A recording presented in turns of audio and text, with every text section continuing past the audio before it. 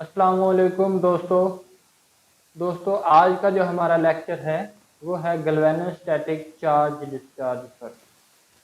तो आइए हम सबसे पहले देखते हैं गैल्वेनोस्टैटिक चार्ज डिस्चार्ज क्या है। फिर हम इसका बेसिक प्रिंसिपल देखेंगे। ठीक है, एक्सपेरिमेंटल सेटअप तो एक्सपेरिमेंटेशन में हम बताएंगे उसका अलग से, लेकिन उसके बाद जो है हम इसकी जो कर्व होती है गैल्वेनोस्टैटिक चार्ज डिस्चार्ज की प्लॉट होता है उसका एनालिसिस करेंगे कि वो किस टाइप का होता है और कर्व से हमें क्या इंफॉर्मेशन मिल सकती है। विदाउट कैलकुलेशन हम एक अंदाज़ा लगा सकते होते हैं, तो हम उसकी तरफ जाएंगे। फिर हम ये देखेंगे कि गैल्वेनोस्टैटिक चार्ज डिस्चार्ज जो है वो इतना इम्पोर्टेंट क्यों है। ठीक है, और फिर हम जो कर्व की स्लोप है उसके बारे में भी कुछ इंफॉर्मेशन देंगे। और उसके बाद हम ये देखेंगे कि सुपर कैपेसिटर के लिए हम गैल्वेनोस्टैटिक चार्ज डिस्चार्ज से सुपर कैपेसिटर की स्पेसिफिक कैपेसिटेंस फाइंड करते हैं और जो बैटरीज होती हैं उनकी कैपेसिटी फाइंड करते हैं। ठीक है, इसके अलावा गैल्वेनोस्टैटिक चार्ज डिस्चार्ज से हम कूलम्बिक एफिशिएंसी भी फाइंड कर सकते हैं और एनर्जी डेंसिटी और पावर डेंसिटी भी फाइंड कर सकते हैं। इसके अलावा साइक्लिक स्टेबिलिटी किसी भी मटेरियल की चेक की जा सकती है। तो दोस्तों सबसे पहले हम देखते हैं कि गैल्वेनोस्टैटिक चार्ज डिस्चार्ज क्या है। आइए टाइम वेस्ट के बिना हम बढ़ते हैं अपने लेक्चर की तरफ।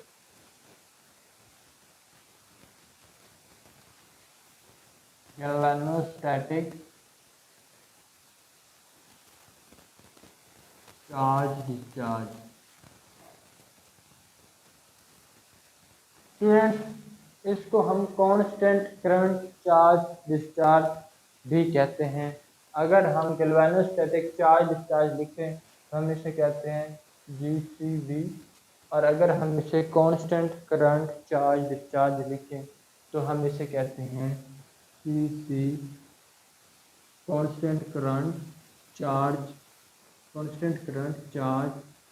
डिस्चार्ज। CC मैं भी आपको बताता हूँ, CCCD, constant current charge discharge. ठीक है, कांस्टेंट करंट चार्ज डिस्चार्ज भी कहा जाता है। तो स्टूडेंट्स ये हम इसको पढ़ते क्यों हैं? इसको पढ़ते हैं हम जो सुपर कैपेसिटर होते हैं या हाइब्रिड सुपर कैपेसिटर होते हैं या बैटरीज होती हैं, इनकी performance evaluate performance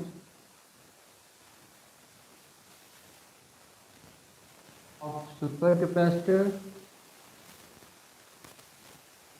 hybrid supercapacitors and batteries।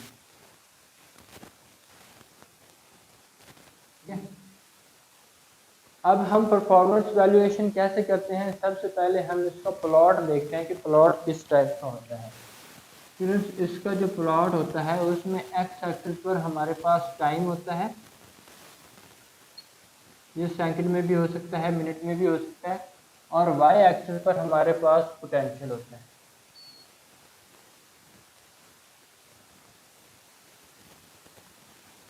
हम एक साइकिल पर एक कांस्टेंट करंट पर हम इसका पोटेंशियल और करंट जो है वो as a function of potential हमारे पास आता है, उसको टाइम के अगेंस्ट हम उसको एवेलुएट करते हैं। इसका जो प्लॉट बनता है वो इस तरह से होता है, अगर यहाँ पर 0 सेकंड है और यहाँ पर 10 सेकंड है तो एक इस तरह से प्लॉट बनता है। ये वाला जो प्लॉट है ये आइडियल सुपर कैपेसिटर के लिए है, आइडियल सुपर कैपेसिटर। अगर हमारे पास एक छोटी सी प्लेट्यू बन जाए,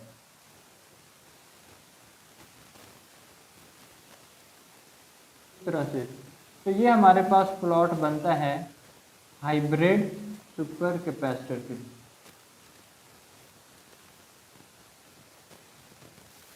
हाइब्रिड सुपर कैपेसिटर, ठीक है। और अगर हमारे पास बहुत ज़्यादा जो है वो प्लेटिव बन जाए इस तरह से, तो ये हमारे पास होती है बैटरी टाइप।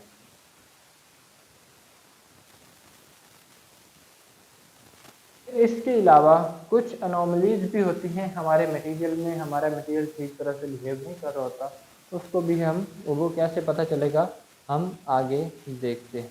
ठीक है, ओके। यहाँ पर हमने जो मेन चीज़ देखनी है वो ये है कि आइडियल सुपर कैपेसिटर क्या कैसे होता है और नॉन आइडियल सुपर कैपेसिटर कैसे होता है। ये मैंने आपको बता दिया है कि आइडियल सुपर कैपेसिटर की जो जीसीडी कर्व है वो बिल्कुल रेक्टेंगुलर ट्राईएंगुलर शेप बनती है, जबकि बैटरी टाइप में स्लोप होता है या प्लेट्यू बनता है। ठीक है, अब हमने ये देखना है कि जीसीडी जो है वो इतना इम्पोर्टेंट क्यों है। जीसीडी की इम्पोर्टेंट इसलिए है क्योंकि इससे हम बहुत सारी चीज़ें जो है वो कैलकुलेट कर सकते हैं, जैसे कि करंट डेंसिटी है, क्या करंट डेंसिटी, और इसके अलावा हम ये देख सकते हैं कि एक आईआर ड्रॉप क्या होता है। स्टूडेंट्स, ये हमारे पास अगर एक प्लॉट है द टाइम पोटेंशियल, ये हमारे पास अगर एक कर्व आ रहा है इस तरह से, तो ये वाला जो एरिया है ये विद इन सेकंड या नैनो सेकंड अगर आप देख रहे हो कि एक टाइम फ्रेम है, यहाँ 0 सेकंड है और ये 5 सेकंड, 1 सेकंड के अंदर अंदर बहुत सारा पोटेंशियल जो है वो गिर गया है। इस पोटेंशियल ड्रॉप को आई आर ड्रॉप कहते हैं। ये आई आर ड्रॉप क्यों होता है, इसकी रीज़न क्या है, इसकी रीज़न है इंटरनल रेजिस्टेंस।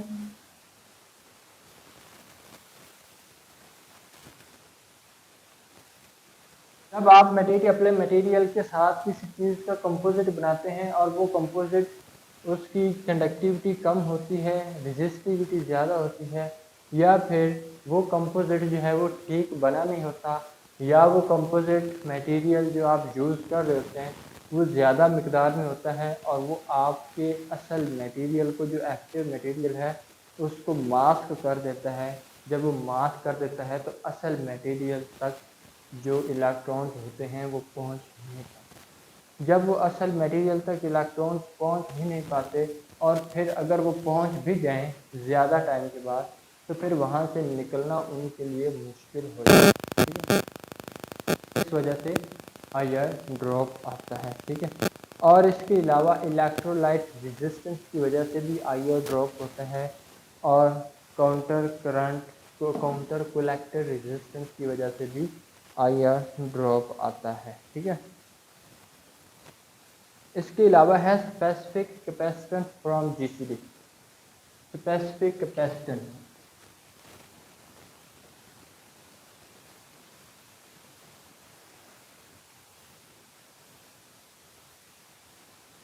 स्पेसिफिक कैपेसिटेंस इससे पहले हमने साइक्लिक वोल्टामीटर से भी फाइंड की थी, कैलकुलेट की थी, और इससे बाकायदा प्लॉट भी बनाए थे।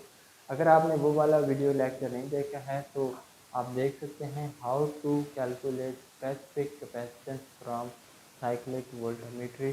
तो आज हम देखते हैं कि गैल्वेनोस्टैटिक चार्ज डिस्चार्ज से हम कैसे स्पेसिफिक कैपेसिटेंस फाइंड करते हैं। ठीक है, तो स्टूडेंट्स हम आते हैं स्पेसिफिक कैपेसिटेंस। अगर आपका जो 3 इलेक्ट्रोड सिस्टम है, सेल टाइप है, 3 इलेक्ट्रोड सिस्टम है,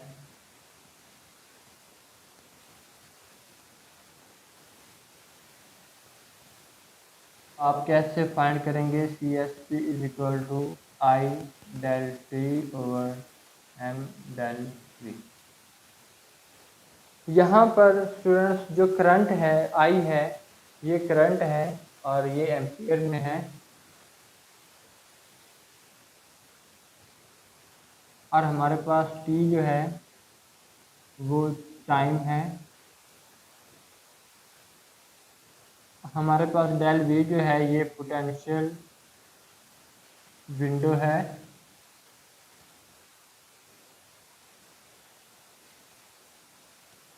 और हमारे पास जो मैथ है वो लोडेड मैथ है।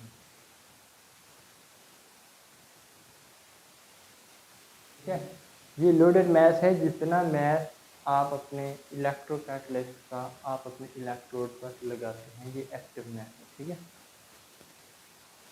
ओके। फिर है, ये होता है जो स्पेसिफिक कैपेसिटेंस होते हैं, ये सुपर कैपेसिटर के लिए होते हैं। लेकिन जो बैटरी मटेरियल होते हैं या जो बैटरीज होती हैं, उनकी हम कैपेसिटी फाइंड करें। Capacity, specific capacitance for super capacitance. Super capacitance batteries के लिए क्या होता है? बैटरीज के लिए होता है कैपेसिटी।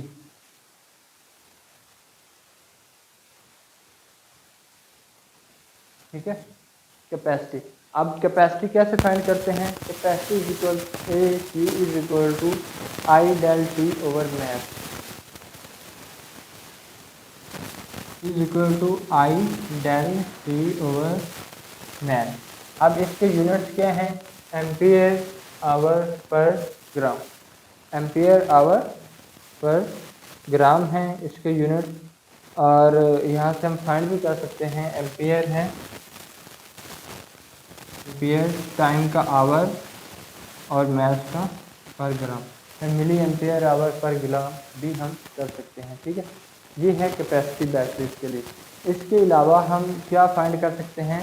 हम कोलम्बिक एफिशिएंसी भी फाइंड कर सकते हैं। क्या?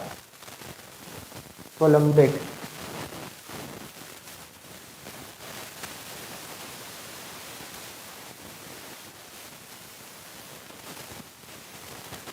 कोलम्बिक एफिशिएंसी कैसे फाइंड करते हैं? कोलम्बिक एफिशिएंसी को हम म्यू से रिप्रेजेंट करते हैं। म्यू इज इक्वल टू, हमारे पास है discharge time over charge time,